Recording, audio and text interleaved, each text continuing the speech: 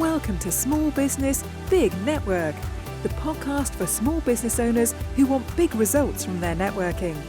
I'm Liz Drury, a freelance voiceover artist who knows that if you're not working, then networking could help. William Warren is the founder of The Sketch Effect, a company that provides artists to capture live business events in a visual format. He also runs The Conquering Creative, an organisation which is all about helping creative people navigate the business world. So, William, thank you very much for joining me on the podcast today. Thanks so much for having me. This is a lot of fun. I appreciate the opportunity. You're welcome. So your company's called The Sketch Effect. So tell me what The Sketch Effect is and how it came about. Absolutely. So The Sketch Effect, we are a visual communications company or agency.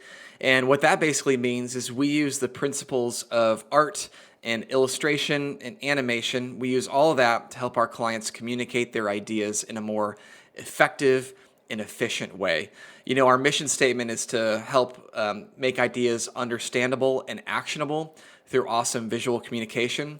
So, you know, we're not a sketching company, we're not an animating company, we're not an illustration company. We're first and foremost an ideas company or a communication company that just leverages all those things to help make that communication more effective. Right. So you're clearly a very creative person, but a lot of creative people really shy away from the business side of running a business. Why do you think that is? You know, for creatives, we go into we pursue our careers because we love the craft. We love drawing, we love design, we love animation. We love the thing that we're naturally good at. And so we go to school, we try to get, we work really hard to get just really excellent at our craft. And then all of a sudden we graduate and then we enter the real world and then we realize that just having an excellent craft is not enough to succeed. You know, we have to know about bookkeeping. We have to know how to read a P&L. We have to know how to network. We have to know how to build an audience and keep clients and do sales and draft proposals. And none of these things made us long to become professional creatives. So I think a lot of creatives, when they enter the real world, they're shocked that just having the best whatever is not good enough. You have to have the best whatever, and then also some basic business skills and some basic networking skills and some basic sales skills. Do you think that's something that's missing from university and college courses? Do you think it's something that creative people ought to be taught?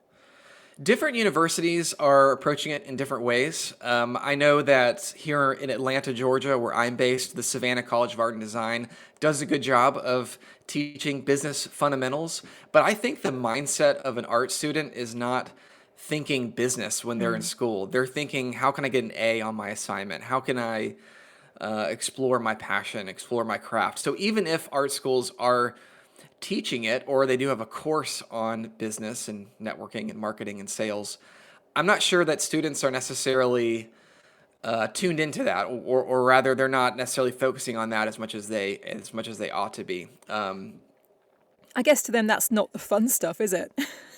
No, it's not the fun stuff. You know, those are the classes that tend to make you get sleepy and fall asleep and doodle and do all these things just to get through it. You know, I think a lot of times art students and creative people consider that just a box to check. They've got to take the class on self-promotion, or they got to take the class on business or how to write a proposal so they can move on to the fun stuff. Yeah, I mean, no creative person gets into their business because they want to be a bookkeeper, do they? But it is necessary stuff that we all have to do.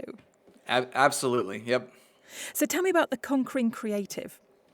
Sure. So I have been doing this small business entrepreneur thing for now 7.5 years. And, you know, I never set out to be an entrepreneur. I never set out to have my own small business. I was that art student who went into art school because I love to illustrate. I love to draw. I love to make cartoons and comics. And then a few twists and turns in my career, and I found myself starting my own business about 7.5 years ago. And I knew nothing about business. I never took a business class. I never went to business school. Maybe I'd watched a few YouTube videos on how to be an entrepreneur, but everything I've learned over the last 7.5 years, I've learned just one day at a time. I don't know how to read a P&L, so I'm going to just learn how to do it. Or I don't know how to do my taxes, so I'm just going to find someone to help me do it.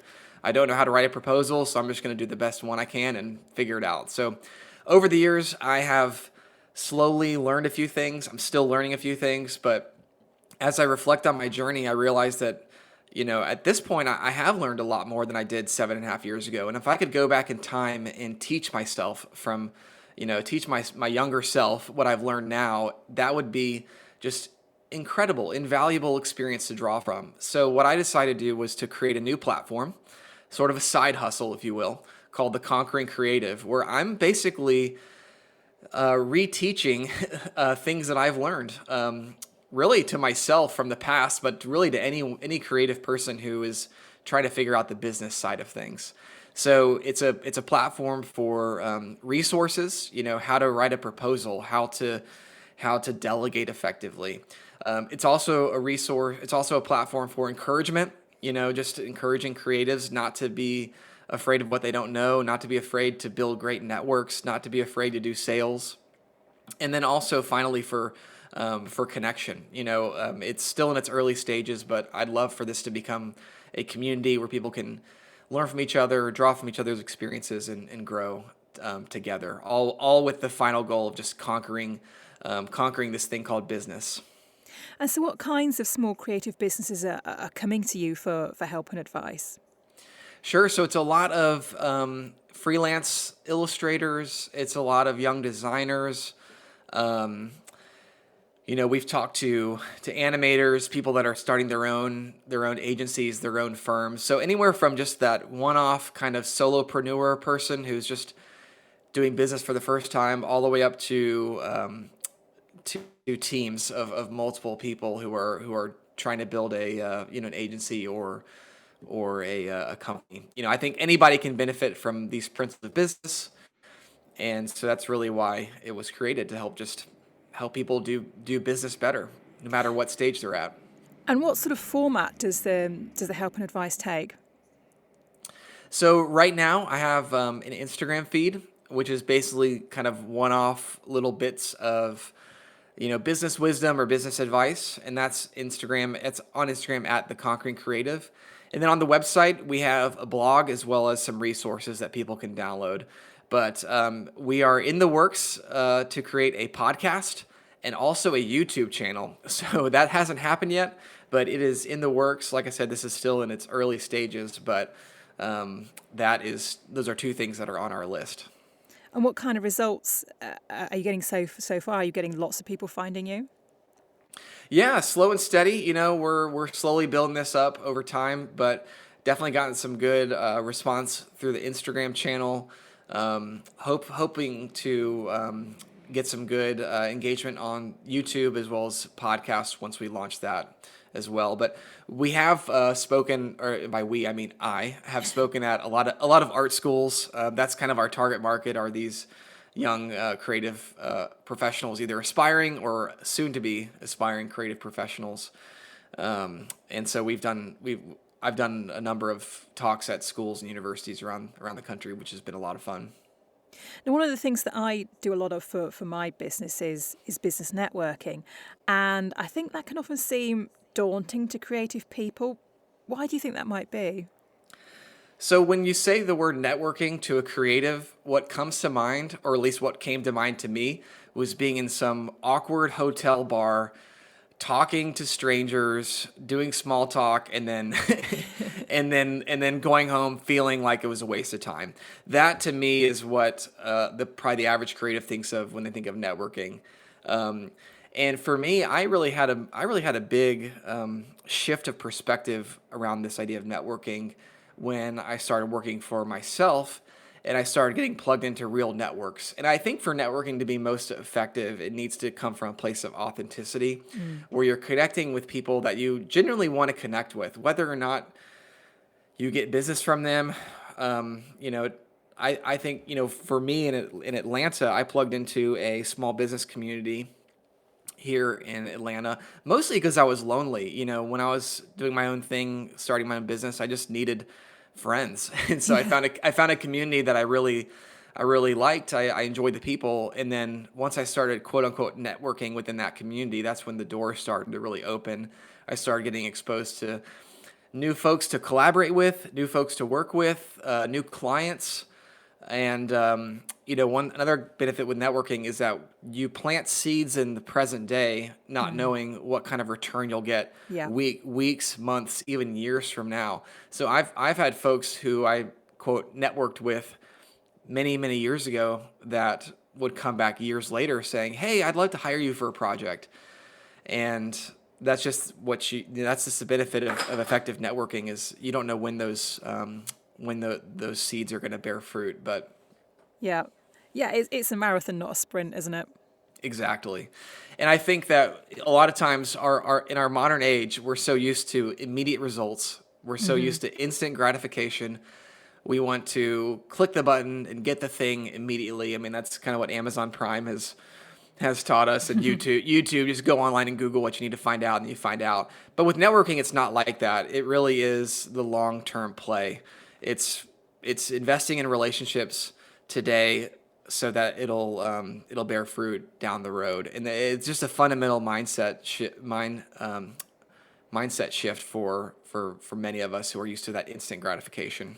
Yeah, I think you have to invest time in building relationships, like you say, and it's not going to happen overnight. Exactly. And then another thing with creatives is most of us tend to be on the more introverted side of the scale.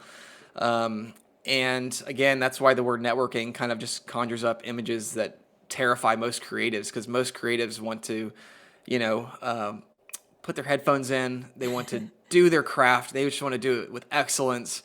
And not everybody is kind of wired to be the traditional extrovert. But again, networking is not necessarily just being at some hotel bar downtown talking with people you don't care about. I think it's really more about the relationships than anything. Yeah, and as you said earlier, as creative freelancers are often working alone. I'm sitting in my studio now. I spend a lot of time sitting here on my own talking to myself, and it's great to get out and meet other people. Exactly. It's healthy to have relationships. And when you're working by yourself, it's not healthy to just be by yourself all the time. It's your craft will be better, your business will be better. You'll feel more emotionally satisfied if you are investing in relationships and stepping outside of your studio all by yourself. Now that might be your happy place, but I think that it can't be your only place. I Yeah. think you need to be in relationships, pursuing relationships, networking, and growing as well. Yeah. So, what methods have you used to grow your business network? I mean, it sounds like you've been to some business networking meetings locally to you. Have you done anything else? Yeah, the number one thing that I have done that I would encourage everybody to do is to join a peer community. So I was part of one here in Atlanta I referenced earlier called Plywood People, which has kind of a silly name, but it's an amazing organization. And I joined that. I joined a small group. So there was 6 of us in our group that was led by a facilitator. And those relationships became some of my best friends, in my best working relationships. But then what happened was that those relationships led to new relationships, which then led to other ones. So the network grew out of that just core group.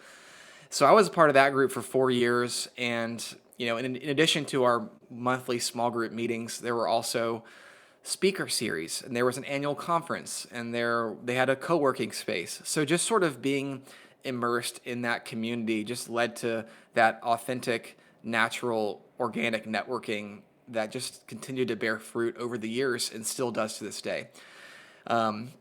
Now, most recently, I actually have swapped groups just because I'm a big believer in change and kind of mixing up the routine. So 2 years ago, I joined another small group called EO, Entrepreneur Organization, which is a global organization.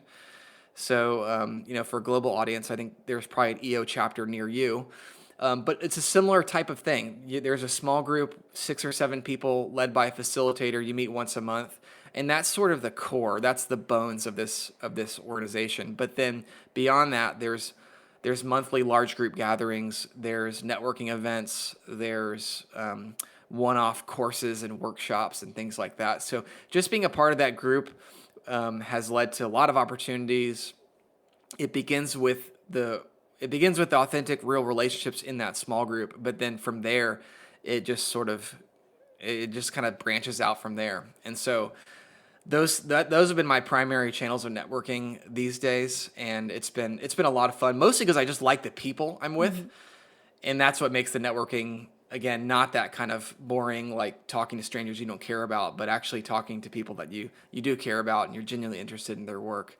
And so those have been two great methods for me. Have you had to do things a bit differently over the last year?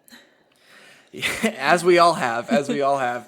Yeah, it's been interesting. So our business model, the Sketch Effect, we haven't talked too much about our business model, but we do sketch at events, corporate events, workshops, brainstorming sessions, trade shows. And so we had to pivot in a big way last year. And so we basically adapted our in-person event sketching service and made it applicable to a virtual event setting. So we have been deep in the weeds of virtual events for the last 13 or 14 months. And it's been really great to sort of carve out a niche in this space in order to add value to virtual events. So we've had some good networking just as a byproduct of the fact that we're working in virtual events. We're helping assist virtual events. But yeah, I think in the age of COVID, it's really reshaped how we go about networking and how we go about building community, building peer groups. And yeah, it's been a challenge, but it's been good to be pushed as well. So tell me more about sketching at events. That sounds really interesting. Yeah, so the last 7.5 years since I started the business many years ago, our bread and butter service has been what we call live sketching. It goes by a couple different names. You may have heard graphic recording, you may have heard scribing, you may have heard visual note taking. There's a lot of names for what we do, but in essence, we attend an event. We have our artists attend an event. They set up a canvas in the room, and typically pre-COVID, they would have markers and ink and all this fun stuff. And then while the meeting is taking place, the artist is actively listening to the content. They're synthesizing it in real time, and then they're drawing out the big ideas and key takeaways in a highly visual way using color, expressive typography, visual concepts, all sorts of clever visual, with all sorts of clever visual drawings. And so the goal of that is really to make the ideas coming out of that event more understandable for attendees, more memorable, and then also to add a creative, kind of fun, creative, cool factor to an event. Yeah, that's brilliant. So they're effectively capturing the event in a visual format, but it's not a photograph, it's a drawing.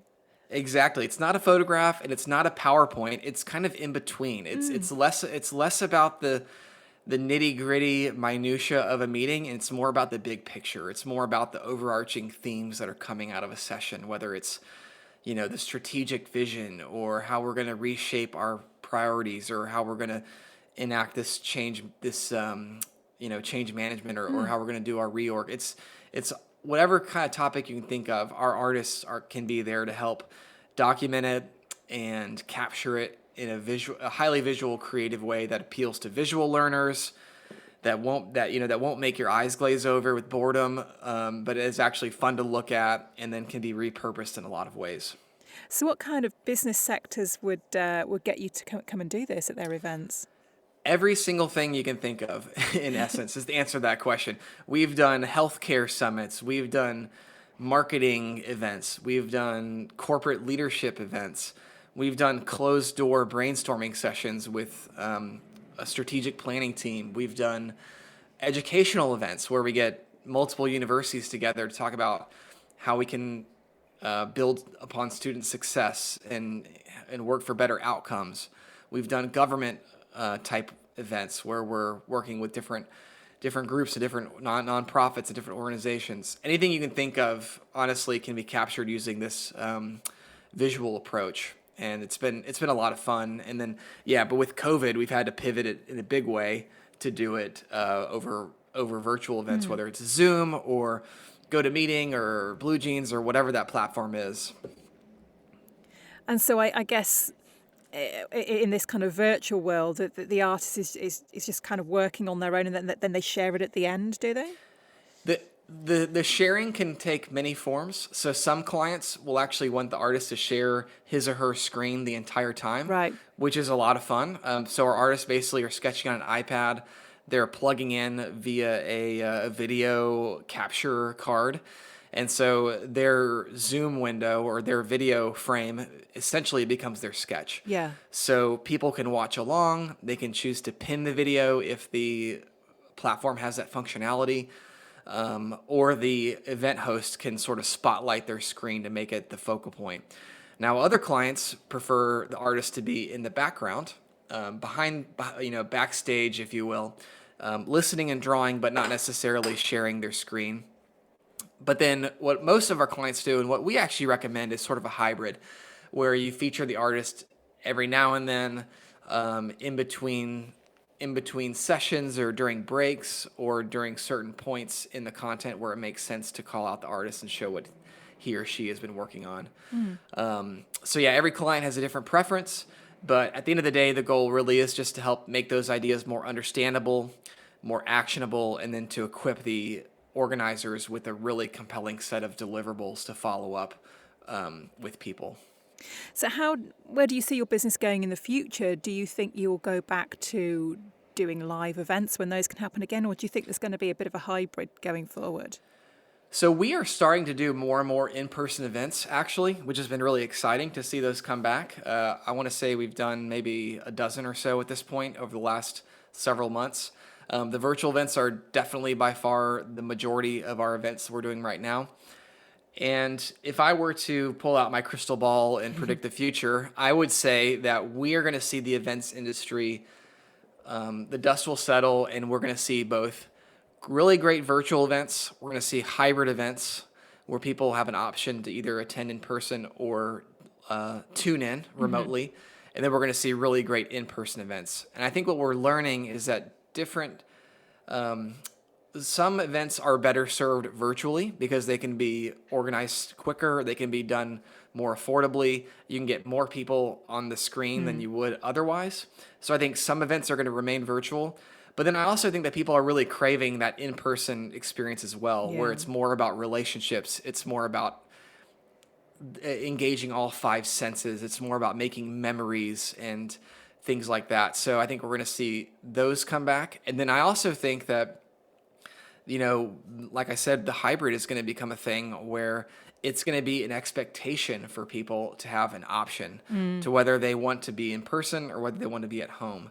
And so I think event organizers are going to have quite a challenge ahead of them to figure out where their event fits in that spectrum and how to make it work for both. But that's where I see it going. I do think we're returning to normal, at least to some extent, and we're going to be there to help serve whatever style of event our clients are organizing.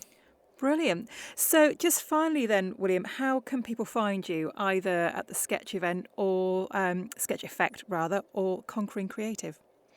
Sure. So if folks are interested in learning about the Sketch Effect business and how we're serving live events, virtual and in person, they can go to thesketcheffect.com. That's THE sketch SKETCH and then effect with an E.com. And then, if any folks are interested in learning more about what I'm doing on the Conquering Creative, which is all about equipping creative business owners, creative freelancers with no-nonsense business advice, they can go to theconqueringcreative.com or find me on Instagram at theconqueringcreative.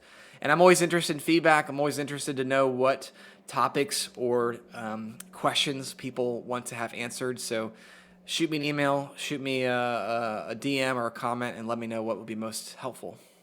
Lovely. Well, thank you very much for joining me. That's been absolutely fascinating, and I'm sure some of the listeners will be getting in touch with you.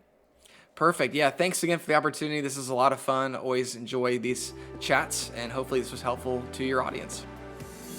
Thanks for listening to Small Business, Big Network. If you found this podcast useful, please do rate, review and subscribe. And don't forget to share it with the rest of your network too.